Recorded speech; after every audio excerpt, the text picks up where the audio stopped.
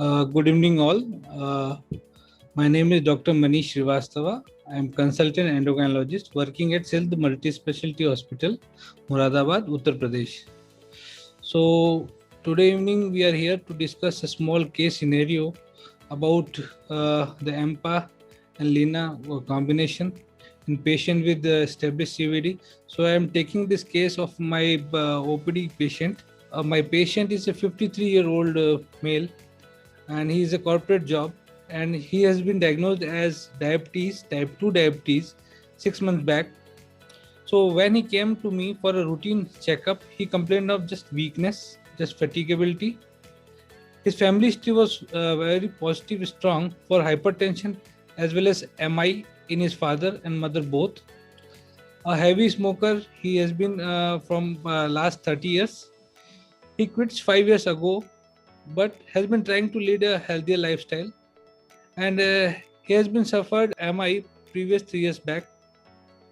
Coming to the physical examination, his weight is 92 kg. He is definitely obese with a BMI of 31. Height is 5 feet 8 inches. Blood pressure 140/90. Definitely hypertensive, grade 1. Coming to lab investigation, which revealed HbA1c of 8.4%. His LDL cholesterol is 137 milligram per deciliter. HDL cholesterol was 37 milligram per deciliter. It is quite low. Serum triglyceride is 156 milligram per deciliter, and renal function test with the eGFR of 65 ml per minute per meter square. Now, coming to the drug history, so he has been taking metformin 1 gram twice daily with telmisartan 40 milligram OD and atorvastatin 10 milligram HS in night. And for blood pressure, he has been on amlodipine 5 mg OD, and for cardioprotection, ecospin and clopidogrel 75 milligram each daily. Now, what should be the patient-centric approach as a clinical endocrinologist? So there are 5 different areas which we are thinking and to cover upon it. So number 1 is cardiovascular protection. Number 2 is microvascular protection. Number 3 is weight reduction. Number 4 is to reach the glycemic goal without any hypoglycemic events. And number 5 is convenient dose schedule. So as a clinician, my primary consideration is cardio protection. And secondly, in addition to it, to optimize the glycemic control, to reduce the glycemic variability, as well as to address his weight. That is, he is obese with weight of 92 kgs. So what we have done for this is we had added SGLT2 inhibitor with DPP4 inhibitor combination. And what are the benefits we received is, the number 1 is cardiorenal protection was there.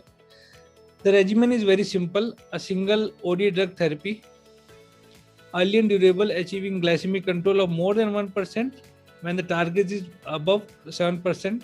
Now weight loss is there with this combination, definitely with regard to SGLT2 inhibition, and with lesser incidence of hypoglycemia. Now, cardiovascular disease is a leading cause of morbidity and mortality in adults with type 2 diabetes, with its onset estimated to occur in 12 to 15 years earlier in patients with type 2 diabetes, especially if we are talking about the Indian subcontinent or Asia subcontinent patients. So the excess risk for SCVD in patients with type 2 diabetes has been estimated to be at least twice that those without diabetes. So what the Framingham Offspring study shows, they have suggested that among 2/3 of the patients with diabetes have subclinical cardiovascular disease, and diabetes increases that risk only. So that has increased the risk by almost 2 times or 2 folds. So the vascular wall in patient with diabetes is well known to have advanced atherosclerotic disease.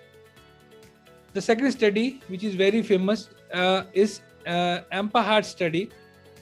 The EMPA heart study shows the effects of empagliflozin on cardiac structure, function, and circulating biomarkers in patients with type 2 diabetes. Now, this study showed that empagliflozin resulted in early and significant reduction in left ventricular mass regression as detected by cardiac MRI, and also suggests there is reverse cardiac remodeling may be present due to cardioprotective effects of SGLT2 inhibition.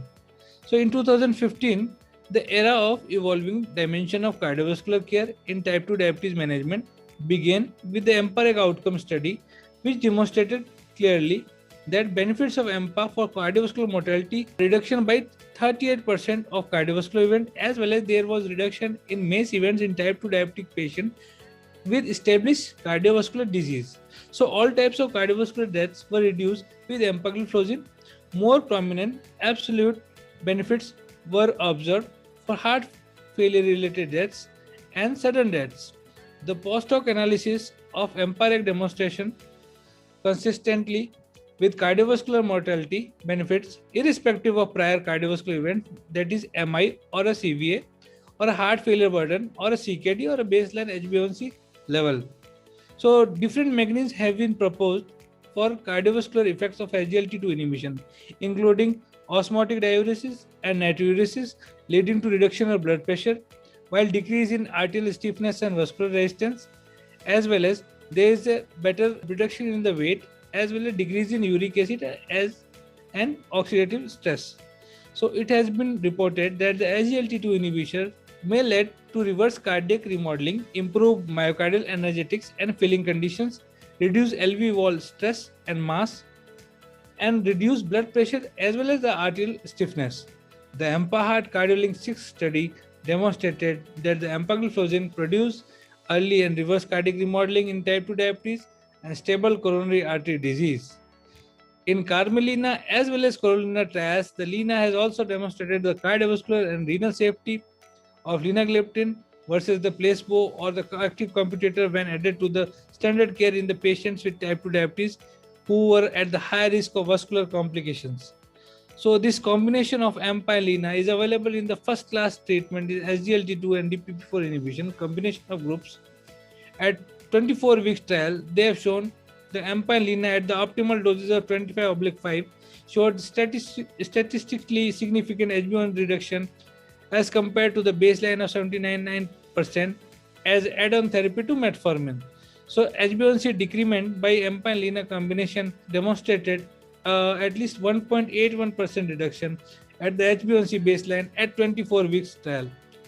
The combination offers a suitable component strategy to achieve target HbA1c without hypoglycemia and weight gain in patients with high baseline HbA1c level, together with cardioprotective benefits in patients of type 2 diabetes.